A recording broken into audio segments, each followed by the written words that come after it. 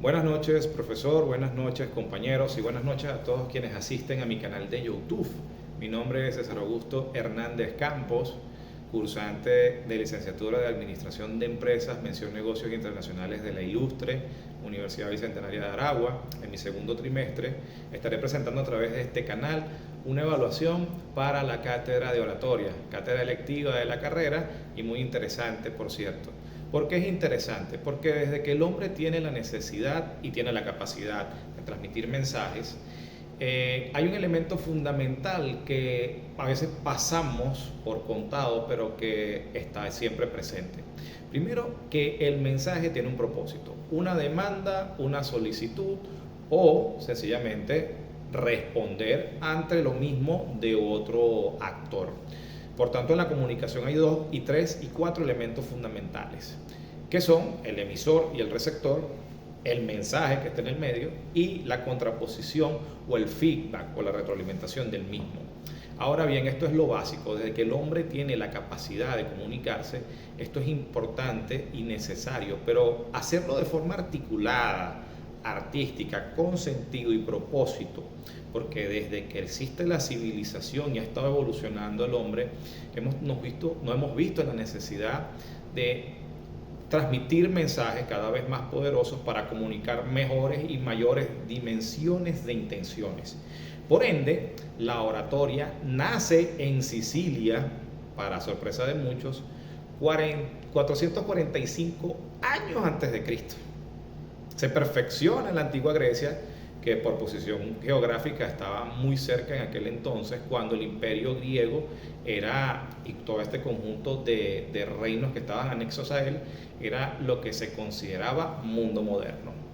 Sócrates, el famosísimo filósofo griego, fue quien postuló una escuela de oratoria. ¿Y qué es la oratoria? Es el arte de hablar con elocuencia, con sentido y con una proyección de un mensaje pulcro. Por eso no es solamente hablar por hablar. Ahora, Sócrates funda una escuela. ¿Y cuál era el sentido de esto? Señores, la mayoría de los discursos con los que se regían muchas cosas se hacían o se tenían que hacer tratando de cautivar, tratando de generar en las personas una conciencia sobre el mensaje que se está transmitiendo y que esto calara y permeara en muchas masas. Por ende, el mensajero no podría ser solamente una persona que hablase así por así. Tenía que tener una imagen y tenía que tener una postura y tenía que tener unos elementos fundamentalmente poderosos. Primero, la apariencia, la túnica, muy importante en la antigua Grecia, y que después esto de la oratoria fue perfeccionado por los romanos. Tenía que estar íntegro, pulcro. Su higiene personal, tenía que ser una persona que estuviese demasiado ordenado en su aseo, en su peinado, en su aroma personal y sobre todo en los detalles más mínimos. ¿Por qué? Porque el mensaje se convierte en el emisor y lo que transmite el emisor es lo que va a llegar y se va a quedar con las personas. Por eso que los estadistas romanos fueron ultra famosísimos y hasta hoy toda esa educación en oratoria permanece en nuestros días. La imagen del orador, por tanto, la túnica, la vestimenta, el uso de las palabras, porque no es solamente transmitir un mensaje vacío, la posición, la kinestésica, que es el movimiento al hablar. No en vano, la oratoria nace en Sicilia y entendemos que los italianos tienen una particularidad muy genial, que es que ellos hablan con el cuerpo o en compás con el cuerpo y todo esto lo convierten casi que en música. Sus palabras van acompañadas de su gesticulación, el dominio del escenario donde están caminando. Por eso es que los discursos, el desplazamiento o en la imagen del orador, el desplazamiento es fundamental. Señores, un orador no puede estar vestido como que si va a un partido de fútbol, si va a hablar de economía, por poner un ejemplo. Así que elementos estrafalarios no van de la mano con el orador. Ahora bien, un elemento importante también en la oratoria es el tema de la asertividad en la comunicación. La emoción es importante en la oratoria.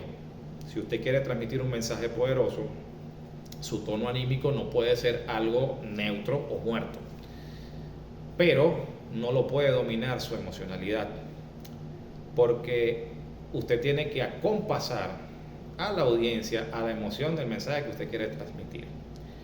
Dar una noticia o narrar un partido de fútbol para alguien y hacerlo como que iba al pase y gol, no transmite absolutamente nada, mismo que usted no puede estar muy molesto hablando de algún tema que tenga que hablar con sobriedad. Por eso la asertividad, que es importante.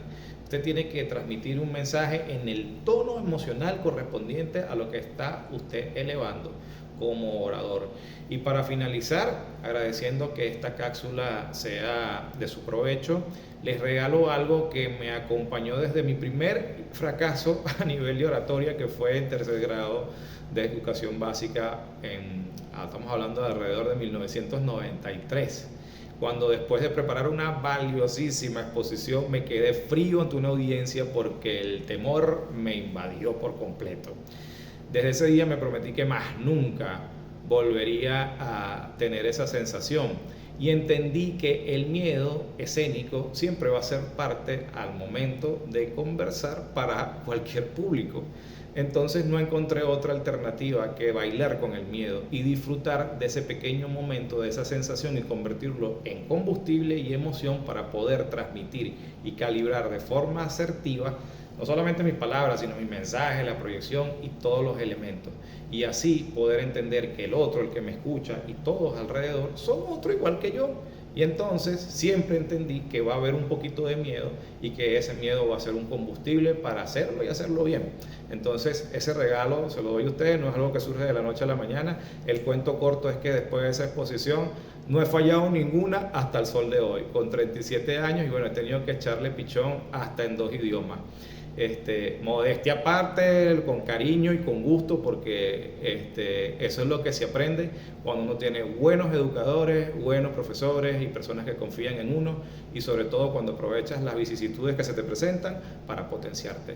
Bueno, muchísimas gracias, profesor, muchísimas gracias, audiencia. Seguimos conversando posteriormente con otras cápsulas que puedan ser de utilidad. Espero que haya sido del provecho y bueno, vamos adelante.